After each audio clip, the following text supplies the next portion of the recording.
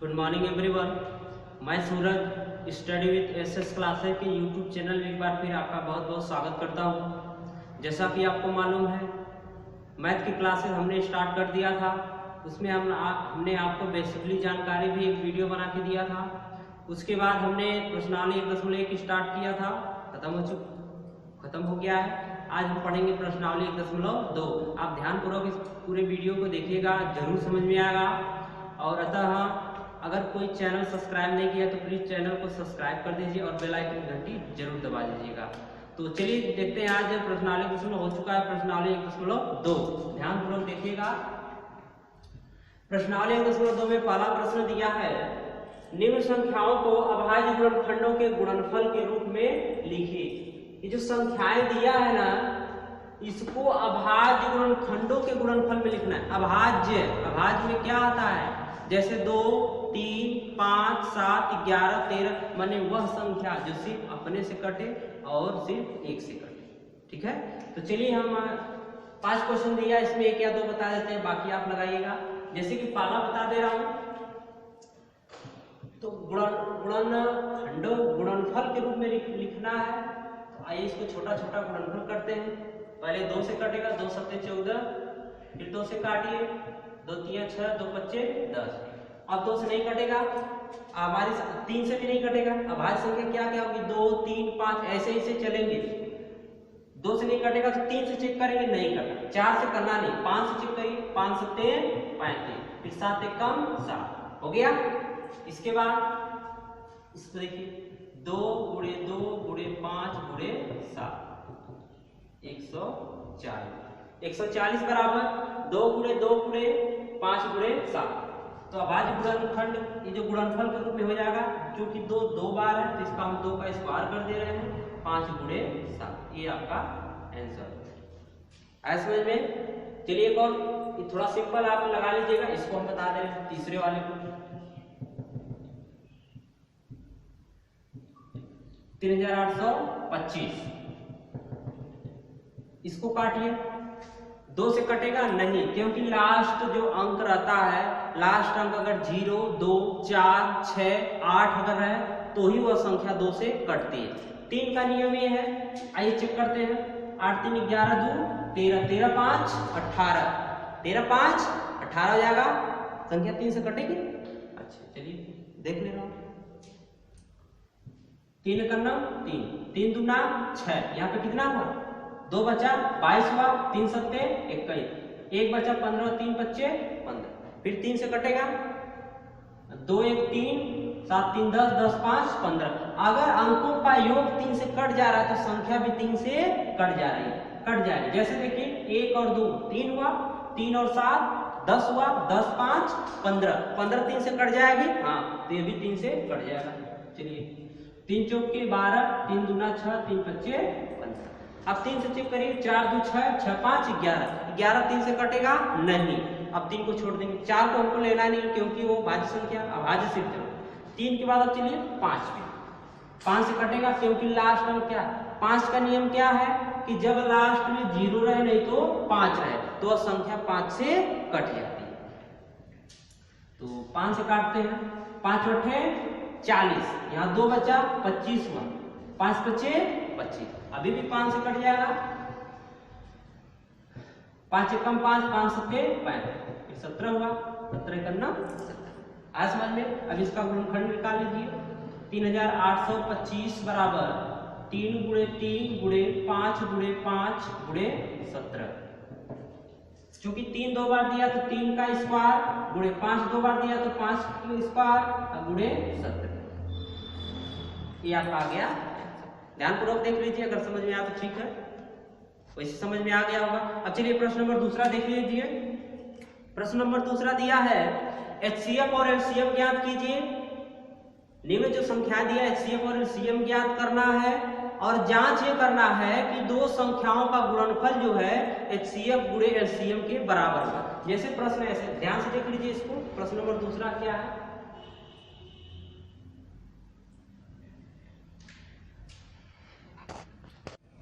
तो प्रश्न नंबर दूसरा दिया है कि HCF और निम्न संख्याओं का LCM और HCF ज्ञात कीजिए और जांच ये करना है कि दो संख्याओं का गुणनफल बराबर होगा HCF गुणे LCM के। ठीक है, तो दो संख्या दिया, प्रश्न 3 दिया है। पहला दिया 26 और 91, दूसरा 510 और 92, तीसरा 336 और 54। तो इसमें से हम एक क्वेश्चन बता दे रहे हैं, बाकी दो क्वेश्चन आप लगाइएगा। जो मैं एक क्वेश्चन बता रहा हूँ ध्यान से उसको देखिएगा, जरूर समझ में आएगा। जैसे कि थोड़ा सा मीडियम साइज लग रहा है, इसको हम बता दें। ठीक है, तो 510 और 92 यही दिया है, तो इसका हम LCM और HCF वाले निकाल ले रहे हैं। तो 510 का गुणनखंड करेंगे, 2 दूना 4, 2 पच्चे 10, 2 पच्चे 10। अब 2 से नहीं कटेगा, 3 से काटिए, 3 बटे 24, 3 पच्चे 15। अब 5 से काटिए, 5 एक 5, 5 सत्ते 35, फिर 17 एक 17, गुणनखंड हो गया। इसी तरह 92 का कर दीजिए, 2 चौके 8, 2 छक्के 12, फिर 2 दूना 4, 2 तिया 6, फिर 23 एक 23 हो गया। तो 510 का हुआ है 2 गुणे 3 गुणे 5 गुणे 17 और 92 का हुआ है 2 गुणे 2 गुणे 23, गुणनखंड हो गया। अब यहां से LCM और HCF निकालिए, तो आपका HCF हो जाएगा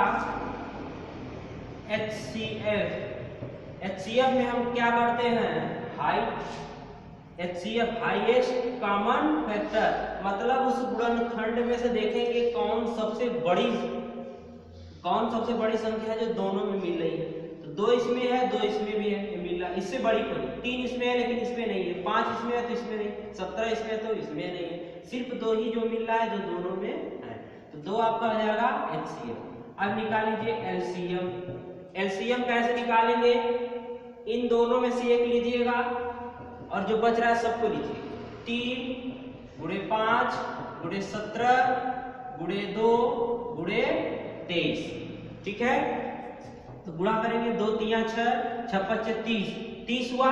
30 में आप 3 को ले लीजिए, 17 तिया 51, 51 दूना 102, 102 हुआ, 0 बच गया था। ठीक है, 102 हुआ और 0 जो आप 30 में छोड़े थे वो 0 हो गया। इसके बाद हो गया 23, गुणा कर दीजिए, 23 का 0 करेंगे 0 हो जाएगा, 23 दूना 46 के 6, हासिल 4 हुआ।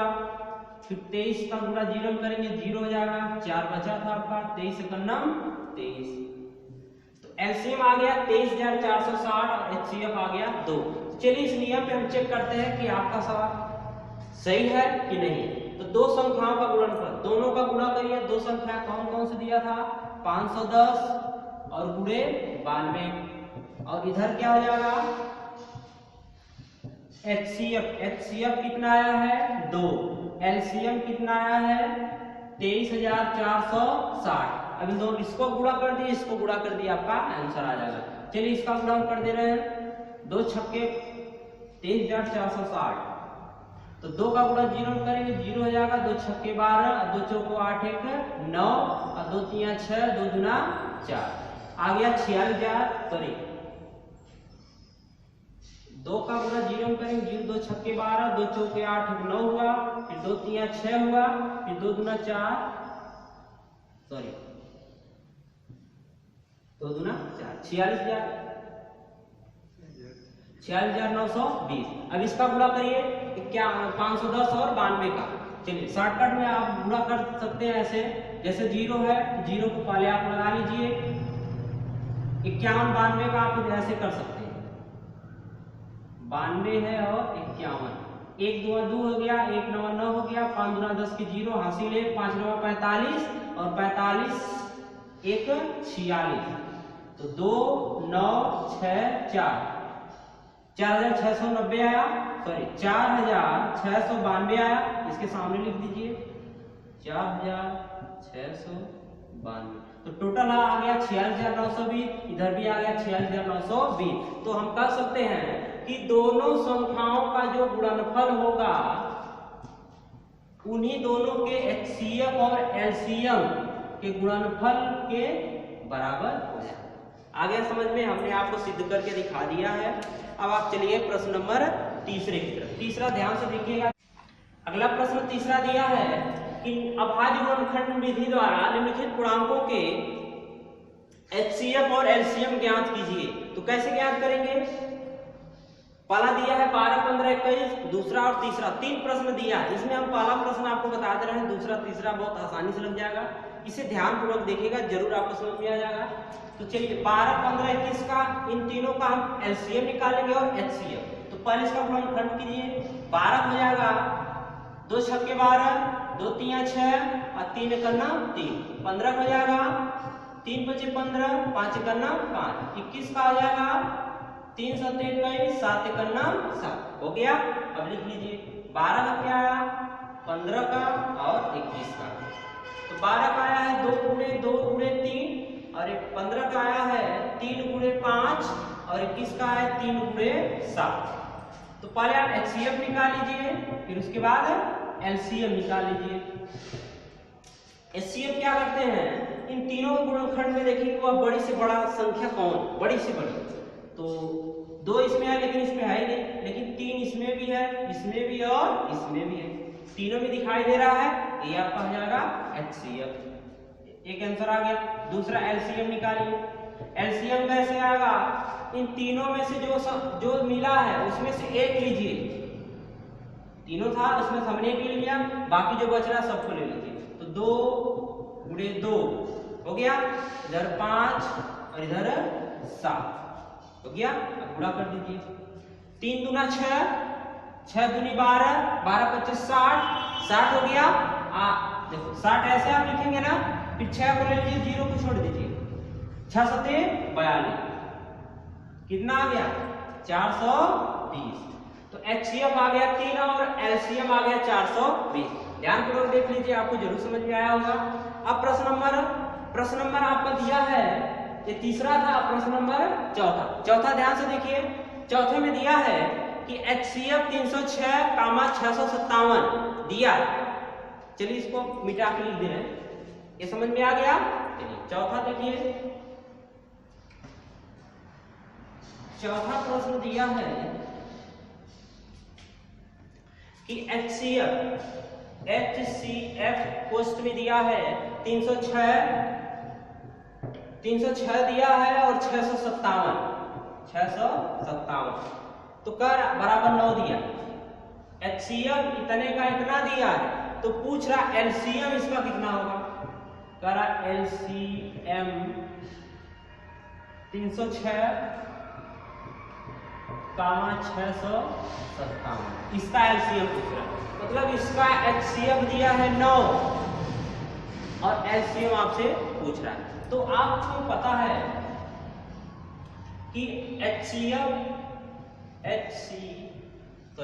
निकालना है ना, तो LCM गुणे HCF बराबर वही दोनों संख्याओं का गुणनफल। मतलब दोनों संख्या कौन है, A गुणे B। इस फार्मूले पे लगा दीजिए, एकदम आसानी से लग जाएगा। LCM आपको निकालना है, तो LCM गुणे HCF का मान कितना दिया है, इन दोनों का HCF दिया है कितना 9, तो यहाँ पे 9 लिख लीजिए बराबर दोनों संख्याओं का गुणनफल कर दीजिए। दोनों संख्या कौन कौन सी है, 306 है और गुणे 657। LCM निकालना है, तो LCM को यहीं पे रखेंगे और 9 को क्या करेंगे, 9 को उस बॉर्डर पार कर दीजिए।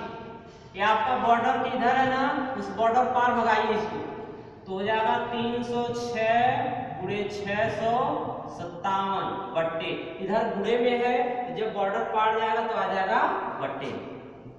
अब इसको काट लीजिए, 9 से काटिए इसको, तो 9 त्रिक 27, यहाँ 3 बचा 36 हुआ, 9 चौके 36। LCM बराबर 34 गुणे 657। अब इसका गुणा कर देंगे तो आपका डायरेक्टली आंसर आ जाएगा।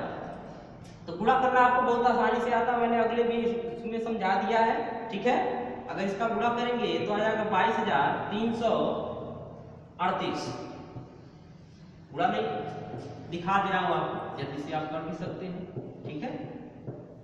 4 7 28, 4 25 20, 20 2 22 हुआ, 4 6 24, 24 2 26 हुआ, 3 7 21 और 3 25 15 2 17 हुआ और 3 6 18, 18 1 19।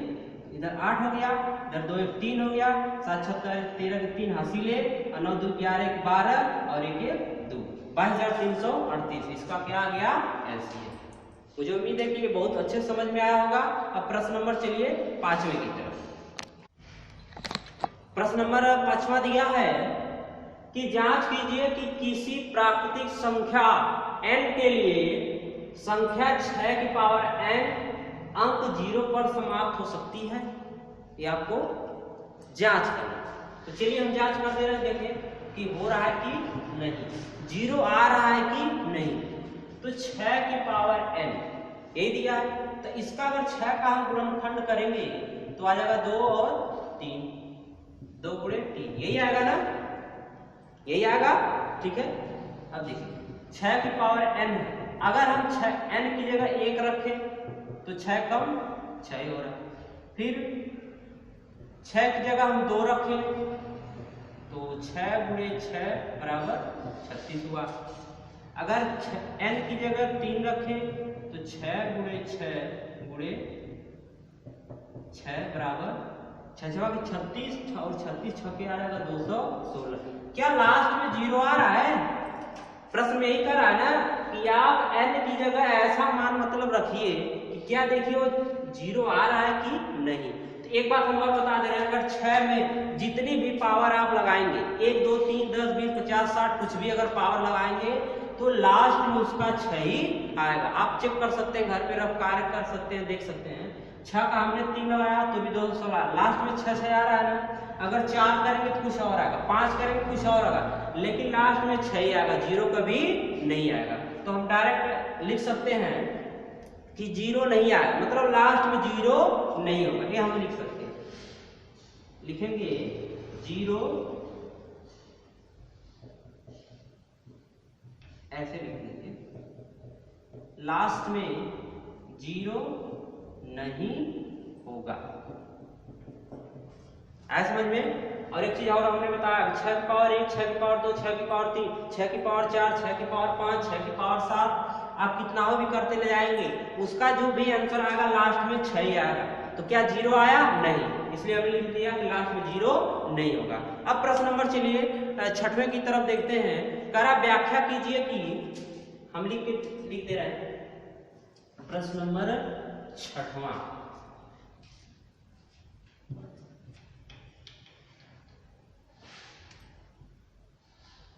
छठवें प्रश्न में कह रहा है कि व्याख्या कीजिए कि, व्याख्या कीजिए कि क्या क्या करना है, 7 गुणे 11 गुणे 13, 7 गुणे 11 गुणे 13 प्लस 13, एक ये दिया है और दूसरा दिया है और दिया है 7 गुणे 6 गुणे 5 गुणे 4, 7 गुणे 6 गुणे 5 गुणे 4 गुणे 3 गुणे 2 गुणे 1 प्लस 5। कह रहा है कि भाज्य संख्या क्यों, कह रहा है भाज्य संख्या क्यों है, ये पूछ रहा। इसको सॉल्व करिए, मतलब हल करिए और देखिए कि भाज्य संख्या क्यों है। भाज्य संख्या हम किसे कहते हैं? भाज्य संख्या उसे कहते हैं जो अपने से और एक के अलावा किसी और से कट जाए, उसे हम भाज्य संख्या कहते हैं। मतलब एक से और स्वयं के अलावा किसी और से कट जाए। जैसे 8 को ले लीजिए, 8 तो 8 से कटेगा, 1 से भी कटेगा, लेकिन अन्य संख्या से भी कट जाएगा, 2 से और 4 से कट जाएगा। इस तरह बहुत तमाम संख्या है आपको मिलेंगी जो एक और अपने से और एक के अलावा किसी और से कटे, उसे को हम भाज्य कहते हैं। तो चलिए इसको सॉल्व करते हैं, देखते हैं कैसे हल होगा। पहला दिया है, उसमें दिया 7 गुणे 11 गुणे 13 और प्लस 13, तो इन दोनों में 13 दिख रहा है तो 13 कॉमन ले लीजिए, तो बचेगा क्या आपका 7 गुणे 11, इधर 13 खत्म हो गया, यहाँ पे 1 बचेगा, तो 13 गुणे 11 से 77, 1 78, गुणा कर सकते हैं, 13 × 104, हासिल 10 हुआ, 13 × 91, 91 10 101, तो आंसर आ गया 1014। क्या ये 1014 किसी और से नहीं कट जाएगा? 2 से नहीं कट जाएगा? ये तो अपने से कटेगा, 1 से भी कटेगा, और तीसरा क्या है? 2 से भी कट जाएगा। 2 से हमको कैसे जानकारी मिली कि 2 से कट गया? क्योंकि इसका लास्ट जो अंक है ना वो क्या है? मैं बताया 2 से कटने का नियम, लास्ट में 0 रहे, 2 रहे, 4 रहे, 6 रहे या 8 रहे। इन पांचों में से अगर लास्ट में कोई है तो संख्या 2 से कट जाएगी। तो ये भी 2 से कट जा रही है ना, तो ये भाज्य हो गई कि नहीं? हो गया। अब दूसरा दिया है 7 गुणे 6 गुणे 5 गुणे 4 गुणे 3 गुणे 2 गुणे 1 प्लस 5। 1 2 2 पद है इसमें, तो 5 इधर है और 5 इसमें भी, तो 5 कॉमन ले लीजिए, बचेगा क्या? 7 गुणे 6 गुणे 4 गुणे 3 गुणे 2 और प्लस 1, ये होगा। अब इसमें ये बताइए जिसका गुणनखंड ही ऐसा हो, 2 गुणे 3 गुणे 4 6 है कि नहीं? जब गुणनखंड ही ऐसा है तब इसका जो भी उत्तर आएगा वह 2 से भी कट सकता है, 3 से भी कट सकता है, 4 से कट सकता है ना, तो भाज्य होगी कि नहीं? भाज्य होगी ना, ये हमको लाना था कि अतः लिख देंगे अतः ये संख्याएं एक और स्वयं के अलावा दूसरी संख्या से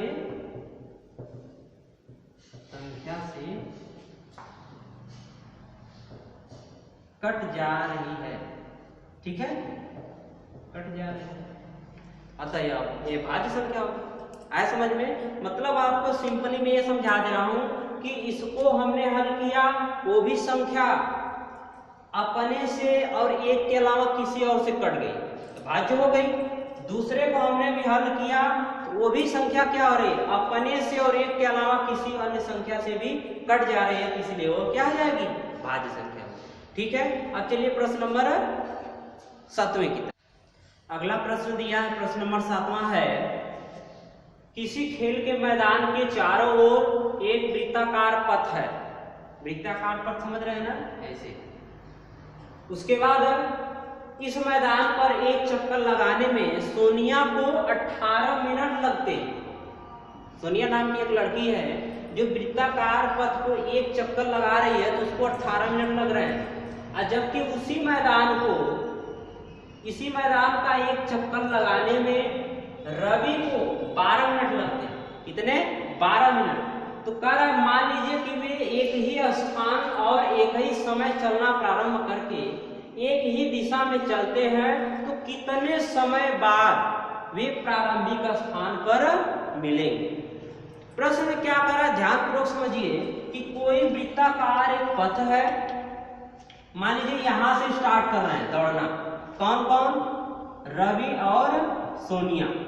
रवि और सोनिया दोनों एक ही समय से यही से स्टार्ट करते हैं, लेकिन उसकी क्षमता क्या है?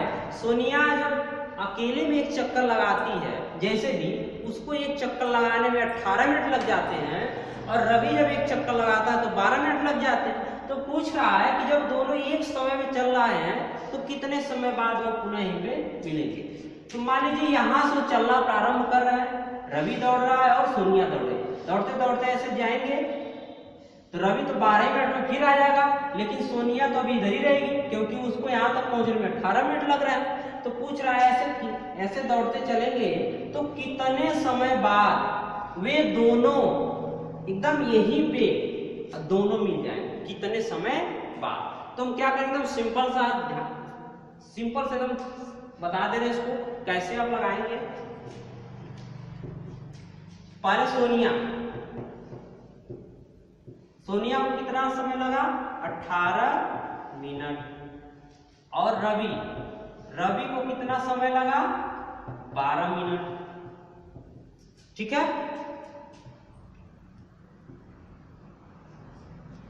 तो इन दोनों का एलसीएम ले लीजिए। कैसे? ध्यान, एलसीएम नहीं तो देखिए सिंपल तरीका होता है। रवि एक चक्कर लगाएगा तो 12 मिनट, और जब दूसरा चक्कर लगाएगा तो कितना मिनट? 24 मिनट।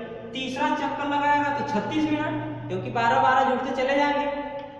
सोनिया पहला चक्कर लगाएगी तो 18 मिनट, दूसरा जब लगाएगी तो 18 दूना 36, तीसरा लगाएगी 18 तिया 54। ठीक है, तो हमको बस ये देखना है कि वे दोनों कितने समय बाद इसी सेंटर पे मिले। सोनिया क्या कर रही है, 2 चक्कर लगाने में उसको 36 मिनट लग जा रहा है यहाँ तक आने में, और रवि को तीसरे चक्कर में आके 36 मिनट लग जा रहा है। इसका मतलब 36 36 दोनों बराबर हुए कि नहीं? दोनों बराबर हुए, तो आंसर क्या हो जाएगा? आंसर आपका हो जाएगा 36 मिनट। कितना? 36 मिनट में वे दोनों एक समय उसी सेंटर पे पहुंच जाएंगे जहां पे वो चलना प्रारंभ किए। तो आ गया समझ में? और हम चाहेंगे ध्यानपूर्वक देख लीजिए और यह वीडियो पूरा शुरू से लेकर अंत तक देखिएगा और ध्यान से मेरी बातों को समझते हुए इस प्रश्न को देखिएगा। हर एक प्रश्न मुझे उम्मीद है कि जरूर समझ में आएगा आपको। और अतः यह वीडियो आपको पसंद आया हो, सभी प्रश्न पसंद आए हो, आपको समझ में आ गया हो, तो प्लीज इसको लाइक करिएगा, शेयर करना न भूलिएगा। अपने करीबी मित्रों और दोस्तों को जरूर आप शेयर करिएगा ताकि ये उनको भी लाभ मिल सके। और यह वीडियो देखने के लिए धन्यवाद। All the best.